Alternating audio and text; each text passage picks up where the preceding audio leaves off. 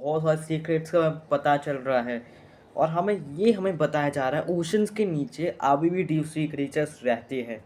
उनका ये नहीं बताया कि वो कहाँ पर है।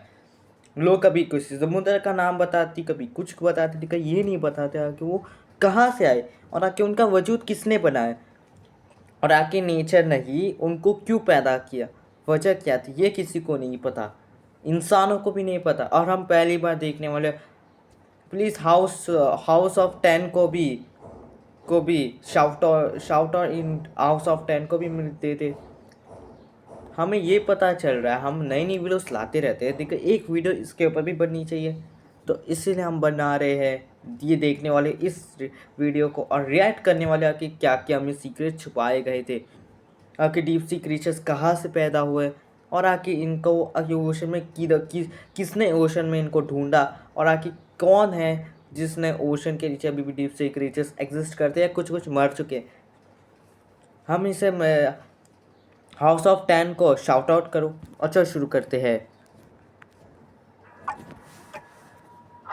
ये क्लिप है, मतलब क्लिप एक बंदे ने क्लिप में वो जगह है जहां हम जितना नीचे जाते हैं उतनी लाइफ खौफनाक होती जाती है। हाँ, मुझे पता है ये डीप सी क्रीचर्स रहते थे। देते हैं, वहीं डीप सी में वो कहीं गुना बदसूरत हो जाते हैं। डीप सी में बहुत बदसूरत क्यों होते, क्योंकि इनका वजह किसी को पता है। इनको एनिमल्स तो जिंदा मिले ही हैं, पर यहाँ इंसानी मिथ्स भी रियलिटी बन जाती है, इसलिए वीडियो पूरी देखना।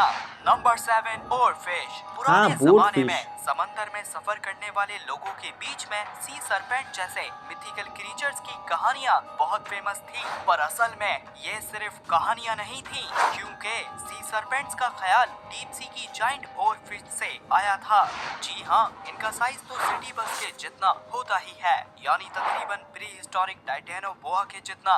लेकिन एक्सपर्ट्स का मानना है डीप सी की गहराइयों में और भी कई गुना बड़ी और फिश हो सकती है। वेल, आमतौर में और फिश डीप सी के ट्वाइलाइट जोन में पाई जाती हैं और जापानीज वाले लोग भी ये समझते हैं कि लाने के लिए जिम्मेदार भी मानी जाती है। देखो जिम्मेदार क्यों माने गए, क्योंकि इंडिया वालों को भी नहीं पता। और हाउस ऑफ टीवी को भी शाउट आउट, सब्सक्राइब करो, लाइक करो, शेयर करो, जैसे हम नई नई वीडियोस लाया करेंगे। इसलिए नेचुरल डिजास्टर्स से इनका कोई ताल्लुक नहीं है। नंबर 6, इन्हें कोई डिजास्टर से कोई भी ताल्लुक या कोई ना देना नहीं है। सुना होगा, इनके जॉस चेंसो की तरह थे। और तो और इडेस्टस, इनके बारे में भी मैं आपको बता चुका हूँ। इस शार्क के जॉस ऐसे ही थे कि जैसे ग्रेट व्हाइट शार्क के आगे किसी ने सिजर लगा दी हो। खैर, ये दोनों शार्क्स अराउंड 300 मिलियन ईयर्स पहले पाई जाती थी। वेल, आप लोग सोच रहे होंगे अब कहाँ ऐसी प्री हिस्टोरिक शार्क्स जिंदा होती होंगी। गलत सोच रहे हो, क्योंकि मिलियन गॉब्लिन शार्क से जो डीप सी में 125 मिलियन ईयर्स से राज कर रही हैं। इसी वजह से इन्हें लिविंग फॉसिल भी कहा जाता है। और तो और देखो लिविंग फॉसिल्स अपने जॉस को 0.03 सेकंड 030 में, हाँ अभी पता चला है ये लोग क्या क्या बोल रहे हैं। अपने शिकार को मौत एक्सपीरियंस करने से भी पहले निगल जाती है। यही वजह है इनके जॉस एनिमल किंगडम के तेज तरीन जॉस में से एक है। वैसे हाँ, गॉब्लिन शार्क को इनके लुक्स की वजह से मॉडर्न डे के सबसे खौफनाक और बदसूरत तरीन दिखने वाले एनिमल्स में भी शामिल किया जाता है। Number 5, giant isopod. आप अपने घर में कॉकरोच वगैरह को देखकर डर तो जरूर जाते होंगे, लेकिन शायद आपको पता नहीं है डीप सी में आपकी सोच से बड़े बड़े कॉकरोच जैसे आर्थ्रोपॉड्स घूम रहे हैं। जी हाँ, मिलिए जाइंट आइसोपॉड से। ये एनिमल्स जमीन में नाखून के बराबर होते हैं, वहीं डीप सी में इनका साइज 50 गुना और वेट 40,000 गुना ज्यादा होके एक बिल्ली के जितना हो जाता है। इसलिए जाइंट आइसोपॉड्स डीप सी जाइकेंटिज्म की बेहतरीन मिसाल है। वेल, मैं आपको बता दूं, आइसोपॉड्स मिलियन ऑफ ईयर्स पहले कार्बोनिफेरस पीरियड में अपीयर हुए थे, जब अर्थ में मॉडर्न दौर के हिसाब से कहीं गुना ज्यादा ऑक्सीजन था। इसी वजह से उस दौर में इस दुनिया के सबसे बड़े आर्थ्रोपॉड्स इवॉल्व हुए थे। इंट्रोडक्शन के लिए जमीन में कार के जितने मिलीपीड्स थे, तो हवा में दुनिया के largest insects giant dragon flies घूम रही थी। ओशन में तो इंसान की हाइट से भी बड़े बड़े शिकारी स्कॉर्पियंस थे। हर बाद में ज्यादातर क्लाइमेट चेंज की वजह से वक्त के साथ एक्सटिंक्ट हो गए, पर डीप सी में जाइंट आइसोपॉड जैसे आज भी कुछ बचे हुए हैं जिन्होंने करोड़ों साल पुरानी कार्बोनिफेरस पीरियड के जाइंट आर्थ्रोपॉड्स की लेगेसी को जिंदा रखा हुआ है। हाँ, जिंदा रखा है। अरे हमें भी पता है ये जिंदा है। But you're busier than ever and need help to learn hard subjects more. Number 4, deep sea fishes. Fishes का नाम सुनते ही हमारे दिमाग में खूबसूरती आती है। आमतौर में फिशेस अलग अलग कलर या पैटर्न अपने मेट को अट्रैक्ट करने के लिए इवॉल्व करती हैं। लेकिन सोचो डीप सी, जहां लाइट ही नहीं पहुंचती, तो वहां खूबसूरती मैटर ही नहीं करती होगी। इसलिए डीप सी में हमारे लिए ऐसी ऐसी बदसूरत फिशेस हैं जिन्हें इमेजिन करना भी मुश्किल है। एक फिश को ही देख लीजिए, इस फिश ने जॉस ना होने के बावजूद माउथ इवॉल्व किया हुआ है। जो भी एनिमल समंदर की रोशनी में मर जाता है तो डीप सी में उसकी लाश हैग फिश का खाना बनती है। और तो और एंगलर फिश, इन्होंने तो पूरा का पूरा बल्ब इवॉल्व किया हुआ है शिकार को अट्रैक्ट करने के लिए। वाल जो फिश मुझे सबसे अजीब लगती है वो ब्लैक ड्रैगन फिश है। ये देखने में तो खौफनाक होती ही है, लेकिन जहाँ फीमेल का साइज 24 इंच होता है वहीं मेल सिर्फ 1 इंच के होते हैं। पूरी जिंदगी में मेल ड्रैगन फिश का मकसद फीमेल ड्रैगन फिश के साथ रिप्रोड्यूस करके मर जाना होता है।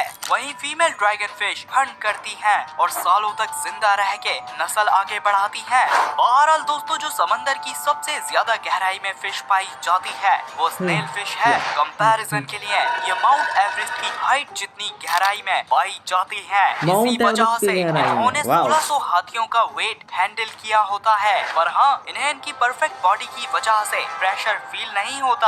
Number 3, bobbit worms. अगर कोई डीप सी फिशेस को सबसे खतरनाक मौत देता है तो वो बॉबिट वर्म्स ही हैं, क्योंकि ये शिकार को जॉस से अचानक से पकड़ के जिंदा दफनाते हुए खा जाते हैं। हैरानी की बात यह है कि बॉबिट वर्म लंबाई में 2 पार्क बेंचेस के बराबर पहुंच सकते हैं, पर इनकी 90% बॉडी जमीन में ही छुपी होती है, इसलिए ये देखने में काफी छोटे दिखाई देते हैं। सबसे कमाल की चीज तो यह है कि जिस तरह मार्वल के वुल्वरीन और डेडपूल जैसे फिक्शनल सुपर हीरोज अपने आप को डैमेज करने के बाद रीजनरेट कर लेते हैं, तो इसी तरह से अगर मुश्किल से कोई एनिमल बॉबिट वर्म्स में अटैक भी कर दे तो ये अपने आप को रीजनरेट कर लेते हैं।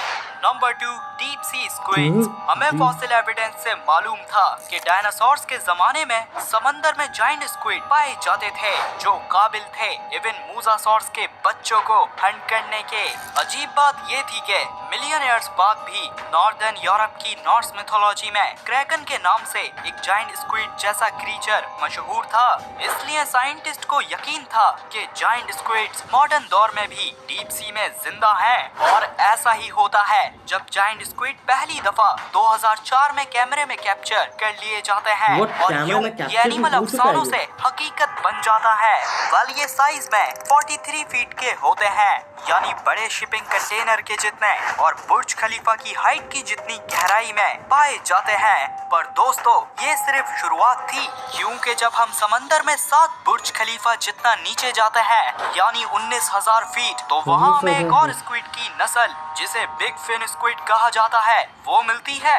मानो ये ऐसी जिंदा चीज थी कि जिसे साइंटिस्ट ने भी कभी इमेजिन नहीं करा था, क्योंकि ये देखने में किसी एलियन से कम नहीं थे। साथ में बिग फिन स्क्विड के बारे में हम ना होने के बराबर जानते हैं। इवन ये भी नहीं पता ये क्या और कैसे खाते हैं। खैर, सोच के तो ये डर लगता है कि अनएक्सप्लोर्ड ओशन में अभी भी कितनी बड़ी बड़ी और अजीब स्पीशीज घूम रही होंगी जिनसे हम बेखबर हैं।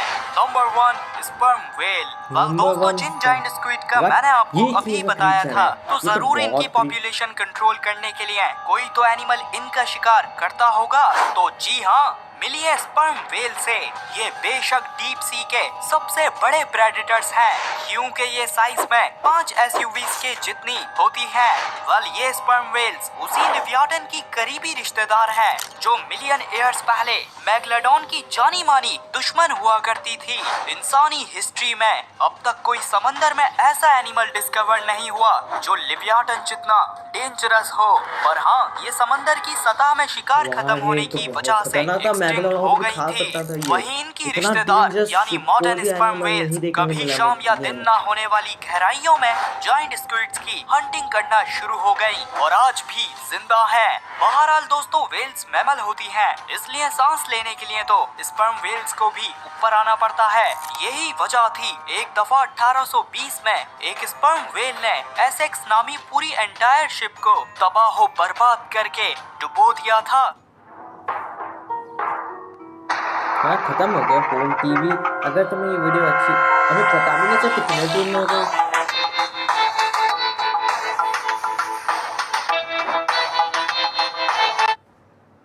अगर तुम्हें ये वीडियो में क्या पता चला, मतलब ये सब चीज़ें क्यों हो रही है, मतलब दुनिया वाले लोग क्या क्या बता रहे हैं, ये क्रीचर सच में एग्जिस्ट करते तो हम तो जाएंगे भी नहीं पाएंगे।